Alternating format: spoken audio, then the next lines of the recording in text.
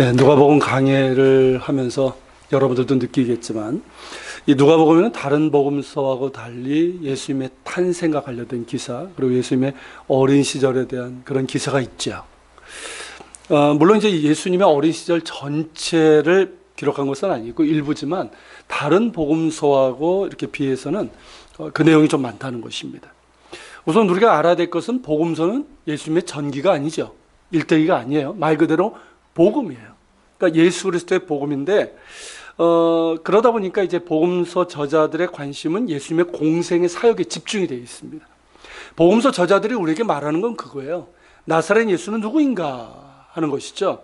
그분은 하나님의 아들이시고 또 메시아, 우리의 구주라는 사실이고, 그래서 예수님께서 우리를 위해서 하신 일들, 그 중에서도 우리를 속량하기 위해서 하셨던 십자가와 부활에 집중되어 있는 거예요. 그래서 이제 복음서에는 예수님께서 전하신 하나님 나라의 복음, 그리고 십자가, 부활, 이것이 이제 중심 메시지로 자리를 잡고 있습니다. 그래서 이제 복음서 중에서 제일 먼저 기록된 게 마가복음인데, 마가복음은 바로 시작하죠. 예수 그리스도의 복음이라 이렇게 바로 시작을 해요. 그리고 마태복음 같은 경우는 어떻습니까? 유대인들에게 예수님은 구약에 예언된 그대로 아브라함과 다윗의 후손이라는 걸 밝히기 위해서 족보와 탄생 기사가 나오죠. 그러고 나서 곧바로 역시 예수님의 공생의 사역으로 이어지게 됩니다. 요한복음도 그래요. 요한복음 태초에 말씀이 계시니라, 즉 말씀이 육신이 되신 하나님이라는 사실을 밝히고 나서는 바로 이제 세례 요한의 이야기, 그래서 이제 예수님께서 세례 받으신 그 이야기, 공생애로 이어지게 돼요. 그런 면에서 본다면 이 누가복음은 예수님의 탄생과 관련된 기사들이 여러 있고 어린 시절에 대한 이 기록은 다른 복음서와는 특별히 이제 비교되는 특별한 데가 있다는 것이죠. 그렇다면 왜 누가는 이 다른 복음서의 저자와 달리 이렇게 예수님의 탄생 기사 그리고 어린 시절에 대한 이런 내용을 기록을 했을까요? 왜일까요? 누가복음의 독자가 누구죠? 이방인 데오빌로였기 때문에 그래요. 그러니까 그에게 이 부분을 이야기해 줄 필요가 있다라는 것이죠. 다른 복음서는 어떻습니까? 주로 유대인들을 대상으로 한 거기 때문에 유대인들에게 중요한 것은 뭐냐면 나사렛 예수가 구약에 예언된 바로 그 메시아다, 이게 중요한 거예요. 그래서 이제 그 부분을 많이 소개하지 않고 그렇게 이제 공생애로 집중이 되어 있는데, 근데 이제 이방인의 경우는 어떻습니까? 조금 설명할 필요가 있는 거예요. 그러니까 이방인 데오빌로에게 예수님에 대해 소개하면서 그 얘기를 하고 있는 거거든요. 예수님은 하나님의 아들이시며 동시에 완전한 인간이시다라는 거예요. 그러니까 완전한 인간으로서 하나님의 아들이시지만 완전한 인간으로서 예수님께서 어린 시절에서도 모범적이고 뛰어나셨다라는 것을 보여주고 있는 거예요. 예수님께서 우리가 지난주에 봤지만 예수님께서 어떻습니까? 하나님의 아들이심에도 불구하고 부모를 순종함으로 공경을 했잖아요. 그런 부분들, 이게 이방인들에게는 굉장히 크게 어필되는 부분이었어요, 그 당시에는. 그리고 성경의 원저자이신 성령님께서 이 부분을 이제 기록하게 하심으로써 우리에게 말씀하시고자 하는 바가 있다라는 것이죠. 오늘 그 부분을 좀 우리가 같이 나누려고 그러는 거예요. 자, 오늘 본문 우리가 이미 이제 지난주하고 이렇게 살짝 바꿨죠. 한 2주 전에 이 관련된 부분을 조금 다뤘는데요. 자, 예수님께서는 태어나신 지 8일 만에 율법에 따라서 이제 할례를 받기 위해서 예루살렘으로 가셨죠. 그래서 그 당시에 유대인들은 어땠습니까? 사나이가 태어난 지 8일이 되면 이름을 지어주고 할례를 받게 했죠. 그러니까 그런 관습에 따라서 마침 베들레헴에 있었잖아요. 베들레헴과 예루살렘은 가깝거니와 나사렛으로 가는 길목에 있습니다. 그러니까 이제 그곳에 가서 이제 이런 이 할례 의식을 행했던 것이고요. 그리고 마리아는 아들을 출산한 산모에게 해당되는 정결 예식이 있죠. 그것을 행하기 위해서 성전에 들어갔습니다. 그런데 이제 이 예식을 위해서 성전에 들어갔는데 거기에서 특별한 두 사람을 만나게 되죠. 누구죠?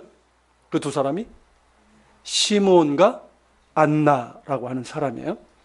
자, 시몬이라는 사람에 대해서는 이렇게 소개하고 있습니다. 25절인데요. 같이 읽어볼까요? 예루살렘에 시몬이라는 사람이 있으니 이 사람은 의롭고 경건하여 이스라엘의 위로를 기다리는 자라. 성령이 그 위에 계시더라. 자, 일단 이 사람에 대한 소개는 그렇죠. 의롭고 경건하여 이스라엘의 위로를 기다리는 자라. 자, 의롭다라는 말이 뭐냐면요, 성경에서 의롭다는 것은 뭐냐면 율법을 준수하기를 잘한다, 잘 준수한다, 그런 뜻이에요. 경건하다는 것도 마찬가지예요. 하나님을 경외하고 그리고 그 말씀에 순종하는 삶을 사는 사람, 그런 사람들을 의롭고 경건한 사람이다, 이렇게 얘기를 합니다. 자, 시몬의 직업이 뭔지는 모르죠. 나오지 않으니까. 근데 이 사람이 의롭고 경건한 사람으로서 성전에 있었고, 그리고 마리아와 요셉이 아기 예수를 데리고 왔을 때 어떻게 합니까? 아기를 안고 하나님을 찬송했다는 것은 시몬이 적어도 성전과 관련된 일을 했을 가능성이 높아요. 아니면 존경받는 랍비였을 가능성이 있습니다. 그리고 또 다른 한 사람인 안나는 어떤 사람입니까? 36절에 속에 있는 것을 보면 여선지자로 나와요. 그리고 결혼한 지 7년 만에 과부가 되고 84세가 된 노인입니다.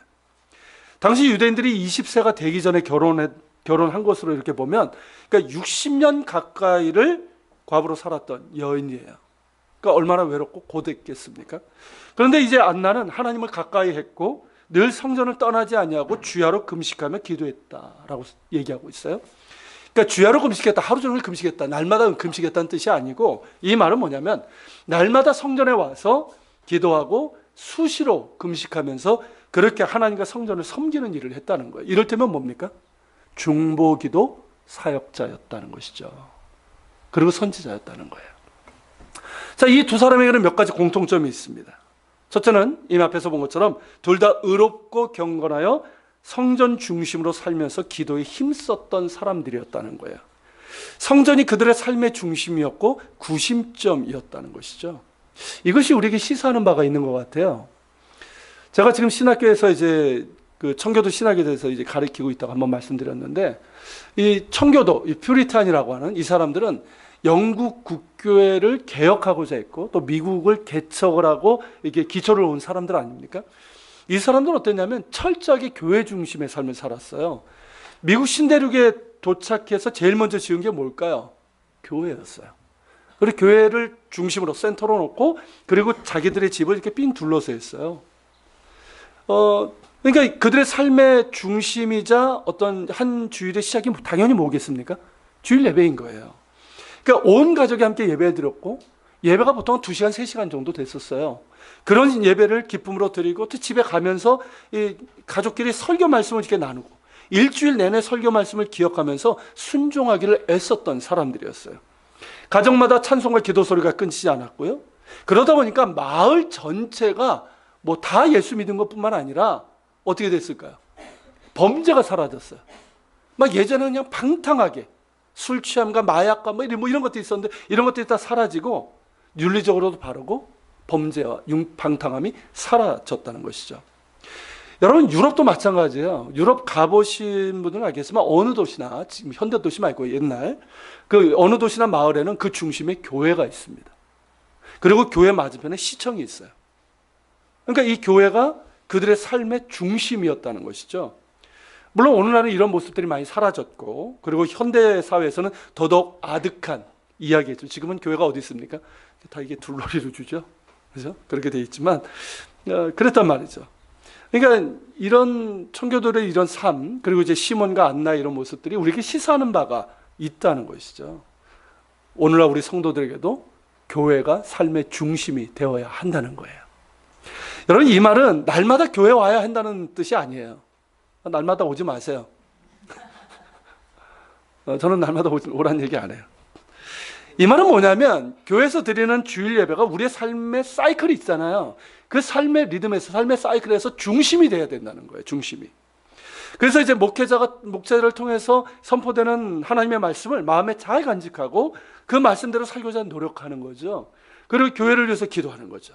목회자를 위해서, 교회를 위해서, 성도들 위해서 그렇게 기도하는 삶이 우리의 삶의 중심이 되고 구심점이 되어야 한다는 것입니다. 이런 말이 있어요. 나와 교회와의 거리가 나와 주님과의 거리다. 이해가 되십니까? 나와 교회와의 거리가 나와 주님과의 거리. 이게 틀린 말이 아니에요. 잘 생각해 보세요. 여러분, 우리가 교회를 사랑하고 또 예배를 소중히 여기고 말씀을 듣고 순종하는 그 마음이 결국 어떻게 됩니까? 주님께 가까이 나아가는 그런 사람들 중에 주님하고 거리가 이렇게 먼 사람 별로 본 적이 없어요. 여러분, 성전 중심으로 주님께 가까이 한 자들에게 성령께서 임재하셨습니다. 성령께서 시몬 위에 임하셨고 여선지 안나에게도 성령의 감동이 있었습니다. 그리고 이 두 사람의 두 번째 공통점은 뭐냐면 이스라엘의 위로를 기다렸다는 것이에요. 25절에 시몬을 가리켜서 이스라엘의 위로를 기다리는 자라, 성령이 그 위에 계시더라, 이렇게 말하고 있죠. 근데 여기서 말하는 위로가 뭘까요? 이스라엘의 위로가 뭘까요 도대체? 어떤 의미일까요? 이게 이사야서 40장에 나오는 말씀하고 연결지어서 우리가 볼 수 있어요. 자, 이사야서 40장 1, 2절인데요. 같이 읽겠습니다. 너희 하나님이 이르시되 너희는 위로하라. 내 백성을 위로하라. 너희는 예루살렘의 마음에 닿도록 말하며 그것에게 외치라. 그 노역의 때가 끝났고 그 죄악이 사함을 받았느니라. 그의 모든 죄로 말미암아 여호와의 손에서 벌을 배나 받았느니라 할지니라 하시니라. 자, 하나님께서 내 백성을 위로하라고 얘기하셨잖아요. 자, 이 배경이 뭘까요? 이스라엘이 바벨론 포로로 끌려간 상황. 그 상황을 배경으로 하고 있는 거예요. 자, 나라가 망하고 성전이 파괴되고 지금 바벨론 포로로 끌려간 것은 무엇 때문입니까? 이스라엘의 범죄함으로, 불순종 때문이에요. 그러나 하나님께서는 그들을 포로 상태에서 회복시키실 것이고 그들의 죄악을 사하실 것이다. 사함을 받았다. 이렇게 선포하고 계십니다. 이런 상황에서 내 백성을 위로하라는 말은 무슨 뜻일까요? 이스라엘의 회복을 뜻하는 말이에요. 그러니까 이스라엘의 위로란 무슨 뜻입니까? 이스라엘의 회복을 뜻하는 말입니다. 자, 지금은 어떻습니까? 이 신약, 누가복음 이 상태. 그 당시에는 어땠어요? 자, 로마라고 하는 강대국의 식민지고 유대인이 아닌 이두메 사람 헤롯이 유대인의 왕이 되어서 다스리고 있던 암울한 시대였습니다. 자, 유대인들은 그런 상황에서 뭘 꿈꿨을까요? 해방을 꿈꿨어요. 그것이 그러니까 정치적인 해방이죠. 그것이 이스라엘의 회복이고 이스라엘의 위로이고 구원이라고 생각을 했습니다. 그러나 이스라엘의 참된 위로는 뭘까요? 그게 아니라는 거예요. 그들의 죄악이 사함을 받는 것입니다. 이사야서 말씀처럼 죄악이 사함을 받는 구원이에요. 이 구원은 메시아께서 오실 때 이루어집니다. 그래서 시몬이 이스라엘의 위로를 기다렸다는 것은 이스라엘 회복이고 다른 말로 하면 이스라엘의 구원이에요. 이 구원을 기다렸다는 것이고 곧 메시아께서 오셔서 이스라엘과 열방을 구원하실 것을 기다리고 있었다는 것입니다. 안나 역시 마찬가지죠. 안나를 뭐라고 얘기하고 있습니까? 이스라엘의 속량을 바라는 자라라고 얘기를 하고 있잖아요. 그 중에 하나예요. 그녀 역시 이스라엘과 열방을 구원하실 메시아를 기다리고 있었던 사람이에요. 자, 그렇게 이스라엘의 위로를 기다리는 자, 곧 메시아를 통해서 이루어질 구원을 기다리는 자에게 성령께서 임하셨다는 것입니다. 어떤 분들은 이거에 대해서 조금 이제 혼동하시는 분들이 있어요. 여러분, 성령 강림은 언제 이루어집니까? 성령 강림은? 오늘이 성령 강림절이잖아요. 이것보다 훨씬 뒤죠? 그렇죠? 이것보다 훨씬 뒤에 오순절, 곧 성령 강림절이지만 그 이전에도 성령께서 하나님을 경외하며 하나님을 구원을 바라는 자들에게 임하셨다는 사실이에요. 이거 우리가 기억을 해야 되죠. 자, 그 가운데는 어떤 사람이 있을까요? 아브라함, 모세, 다윗과 같은 사람들도 있었고요. 이사야, 예레미야 같은 선지자들도 있었고 오늘 본문에 나오는 시몬과 안나같이 의롭고 경건한 사람들도 있었어요. 물론 소수의 특정 사람들이었어요. 구약에서는 소수의 특정 사람들에게만 성령이 임하셨고 그리고 임하신 목적이 있죠. 그게 뭐였을까요? 하나님의 말씀을 전하도록 그렇게 하셨고 그리고 하나님께서 뜻하신 일들을 행하도록 그렇게 임하셨던 거예요. 자, 오순절 성령 강림이 특별한 이유가 뭔지 아십니까? 이렇게 이제 그 이전 시대는 특정 인물들에게만 어떤 특정 목적으로 임하셨다면 자, 오순절 성령 강림 이후에는 어떻게 됩니까? 예수 그리스도를 구주로 믿는 모든 자들에게 성령께서 임하신다는 사실이에요. 그리고 우리가 예수님을 구주로 믿고 영접할 수 있는 것도 뭘로 인해서 되는 겁니까? 성령의 임재 가운데 되는 거예요. 여러분, 성령께서는 우리 안에 내주하십니다. 할렐루야. 적어도 우리가 예수 그리스도를 나의 구주로 영접했다면 내 안에 성령께서 내주하고 계시다는 거예요. 꼭 잊지 마시길 바랍니다. 그리고 우리가 성령님을 인정하고 그분께 순종하면 할수록 어떻게 될까요? 성령께서 더욱더 우리에게 충만하게 임하시게 됩니다. 시몬과 안나처럼 의롭고 경건한 자, 이스라엘의 위로를 기다리는 자에게 임하신 성령님께서 우리에게 충만하게 임하실 것입니다. 할렐루야. 여러분, 시몬과 안나에게 임하신 성령께서 하시는 일이 뭡니까? 26절, 27절이 바로 그것을 보여주고 있어요. 자, 같이 한번 읽겠습니다. 그가 주의 그리스도를 보기 전에는 죽지 아니하려 하는 성령의 지시를 받았더니 성령의 감동으로 성전에 들어가매 갈래도로 행하고자 하여 그 아기 예수를 데리고 오는지라. 자, 시몬은 성령의 지시를 받았어요. 즉 성령의 말씀을 들었다는 것이죠. 시몬이 무슨 뜻일까요? 시몬, 들음 이런 뜻이에요. 들음. 듣다라는 게 샤마인데 거기서 나온 말이에요. 시몬. 그러면 들음이라는 뜻이에요. 그 이름대로, 이름의 뜻대로 성령의 말씀하신 말을 들었죠. 안나 역시 성령의 지시를 받았어요. 성전을 떠나지 않고 수시로 금식하며 기도하던 안나에게 성령께서 임하시고 말씀하신 것은 당연합니다. 그리고 성령의 감동으로 인도하심을 받아서 아기 예수님을 만나게 되죠. 안나 역시 성령의 감동으로 아기 예수님을 보자마자 그분이 바로 하나님의 아들이시고 메시아심을 이렇게 알게 됩니다. 여러분, 성령은 말씀하시는 하나님이십니다. 성령에 순종하는 삶을 사는 자들에게는 성령의 감동으로 깨닫게 해주시고 특별히 말씀을 조명해 주셔요. 그래서 깨닫게 해주시고 인도해 주십니다. 또한 성령님께서는 예수 그리스도를 증거하는 분이세요. 자, 시몬이 아기 예수님을 품에 안고 찬양한 내용, 그리고 마리아에게 한 말을 보십시오. 이게 다 뭡니까? 예수님을 증거하는 내용이에요. 자, 시몬이 아기 예수님을 안고 이렇게 찬양을 합니다. 그 중에서 30절, 32절까지를 보겠는데요. 다시 읽습니다.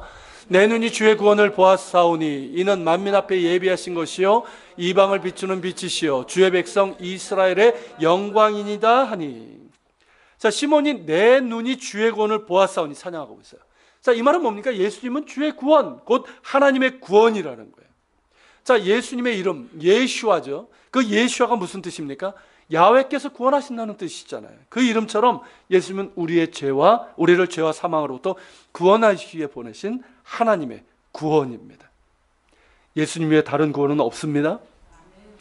오직 예수님만이 하나님께서 우리에게 허락하신 유일한 구원이십니다. 예수 믿어야 구원받습니다. 또한 예수님은 시몬의 찬양처럼 만민 앞에 예비하신 분이시고 이방을 비추시는 빛이시고 주의 백성 이스라엘의 영광이에요. 자, 이 부분을 유진 피터슨 목사님 그 메시지 성경으로 좀 읽어볼게요. 자, 이 부분. 자, 다시 한번 읽어볼까요? 모든 사람이 볼 수 있도록 밝히 드러났습니다. 이는 이방 나라들의 하나님을 계시하는 빛이요 주님의 백성 이스라엘에게는 영광입니다. 조금 더 뜻이 실제적으로 다가오죠. 자, 예수님은 예수님은 어떤 분이십니까? 예수님은 어느 날 갑자기 내가 구원자다 이렇게 하신 것이 아니라는 거예요.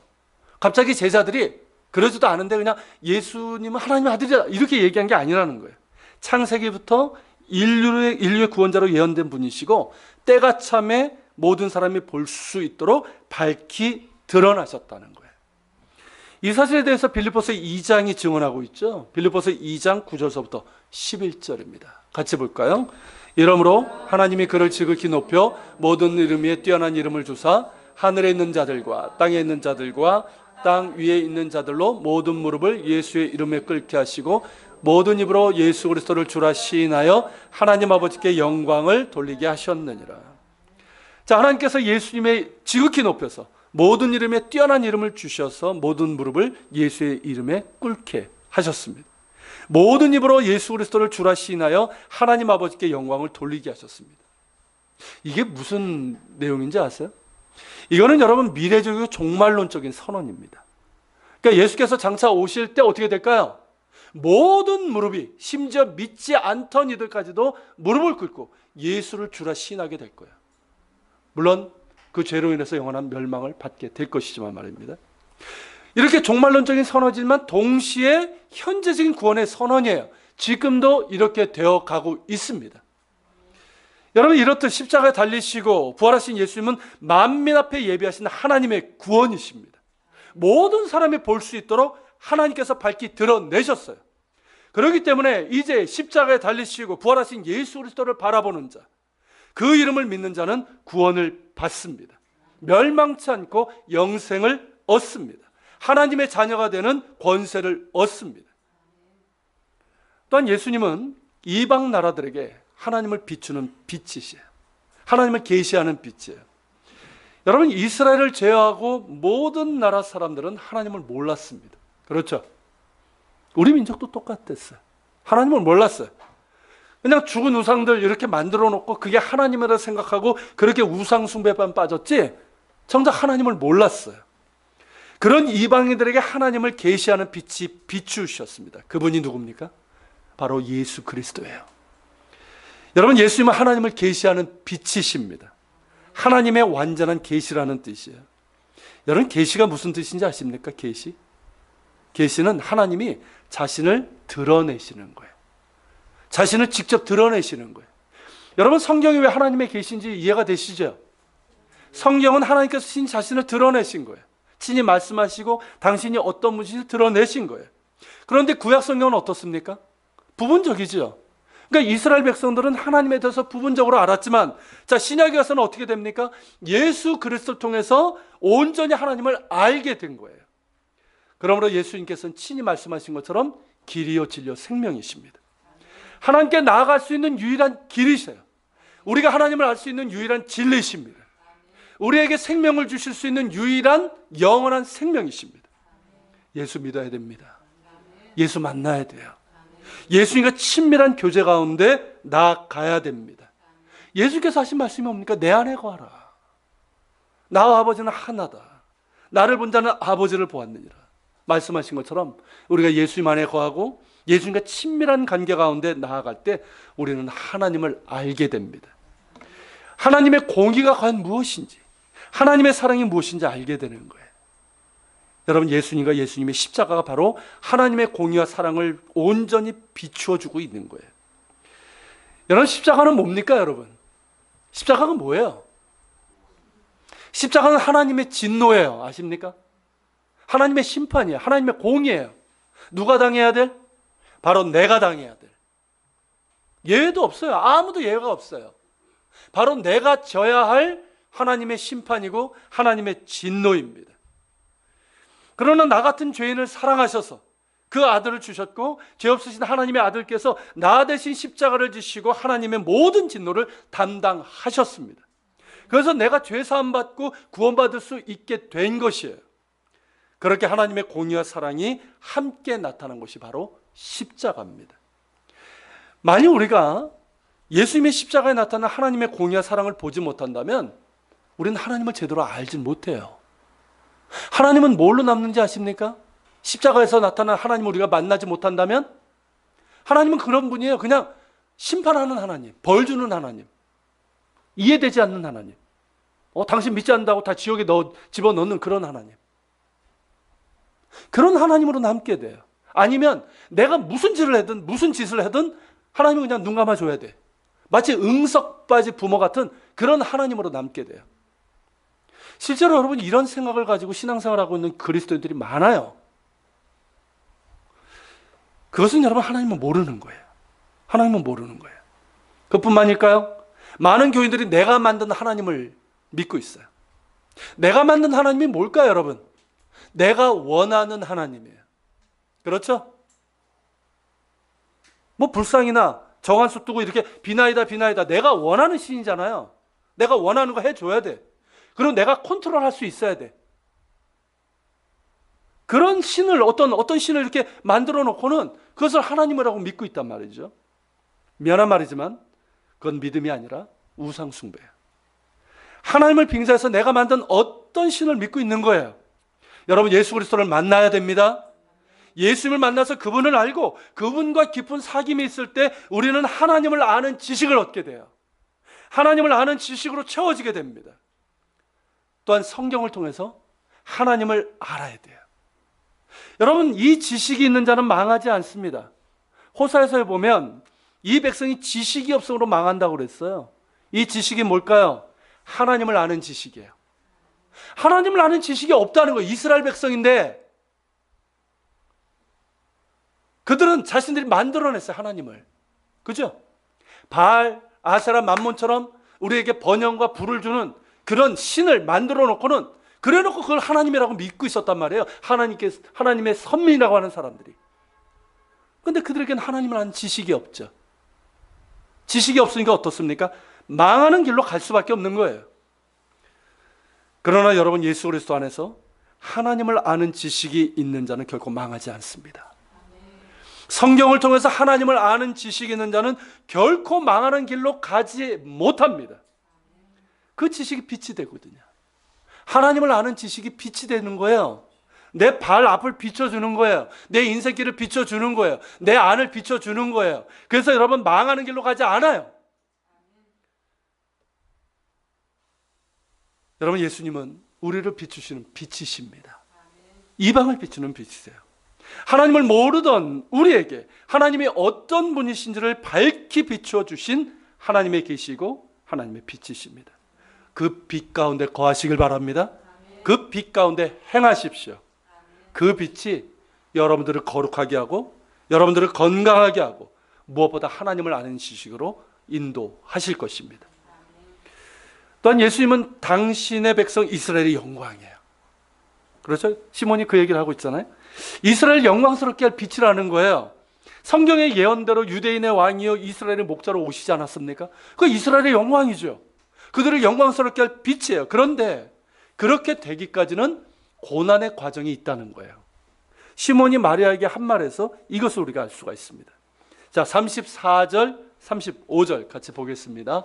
보라, 이는 이스라엘 중 많은 사람을 패하거나 흥하게 하며 비방을 받는 표적이 되기 위하여 세움을 받았고 또 칼이 내 마음을 찌르듯 하리니 이는 여러 사람의 마음의 생각을 드러내려 함이니라 하더라.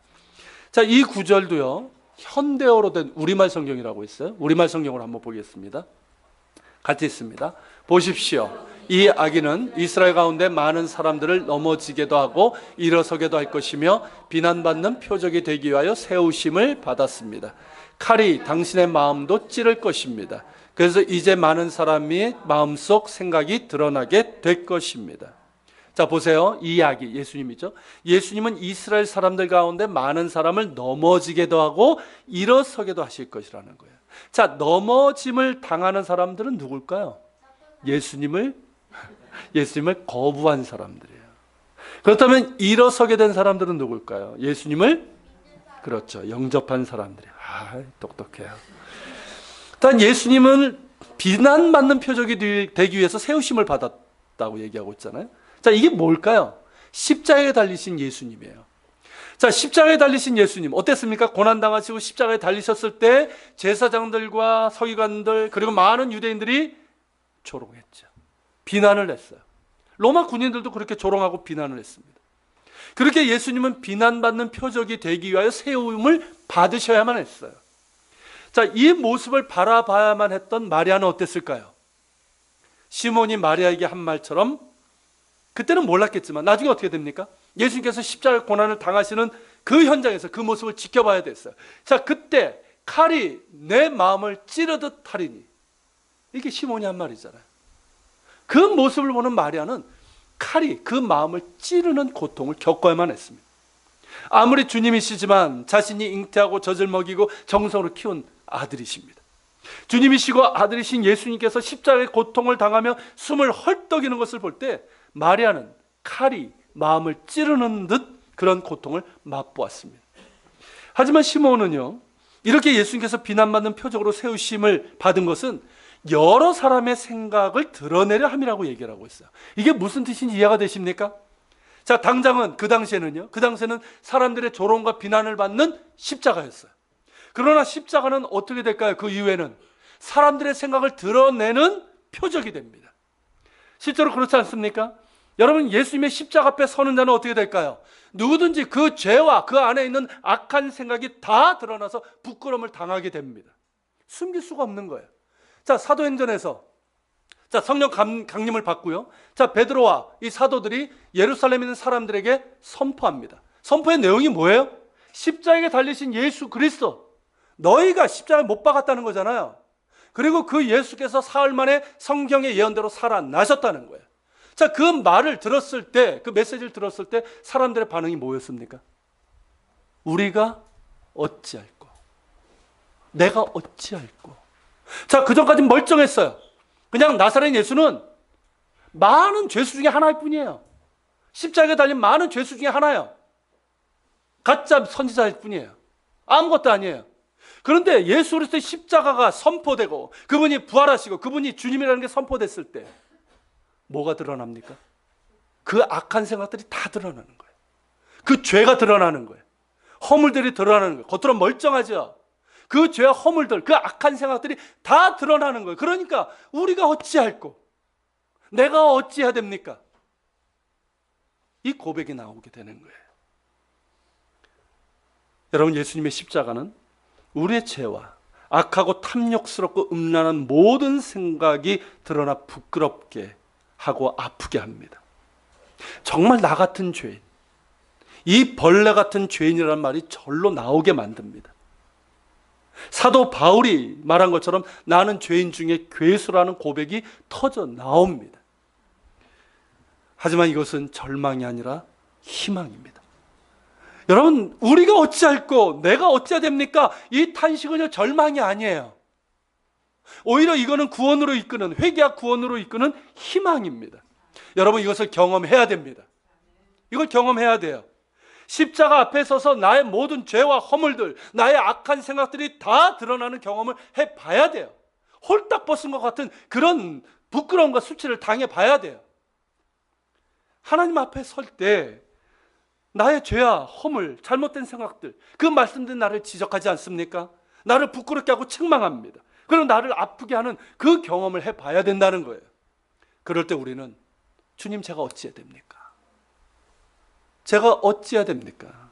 무엇을 해야 됩니까? 하는 탄식과 회개가 나오게 되는 것이고요. 그때 구원과 새롭게 하시는 은혜가 임합니다.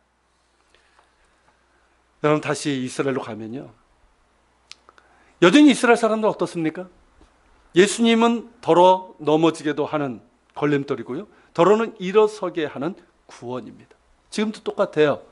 유대인들은 여전히 예수님과 십자가를 받아들일 수 없는 비방받는 표적으로 여깁니다. 그러나 칼이 마음을 찌르듯 성령께서 그들의 단단한 마음을 찌르고 계십니다.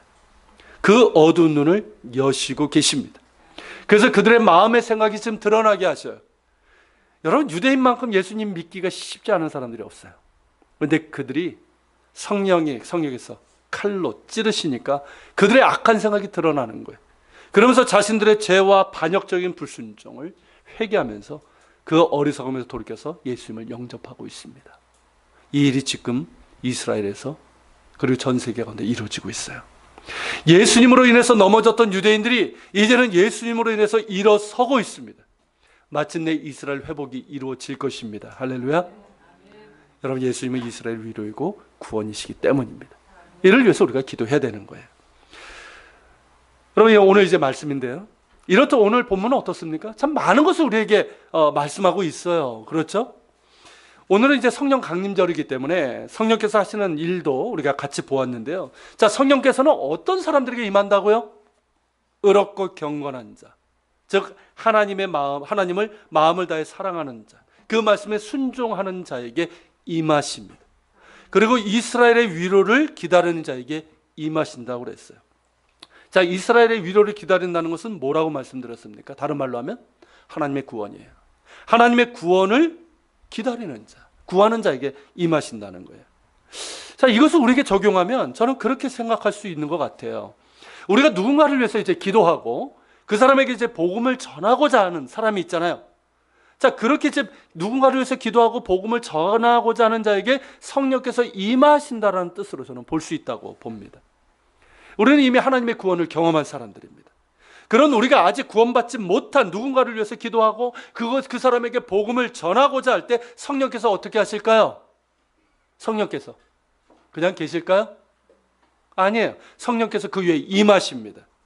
기도하면서 전도하는 자에게 임하셔요. 이스라엘이 위로를 기다리고 있는 사람이잖아요. 그가 하나님의 구원을 구하면서 기다리고 있는 자에게 임하십니다. 그리고 그가 기도하는 전도 대상자에게도 성령께서 임하십니다. 그렇기 때문에 아직 믿지 않는 가족이 있고 전도하고 싶은 이가 있다면 여러분, 성령을 의지해서 기도하시길 바랍니다.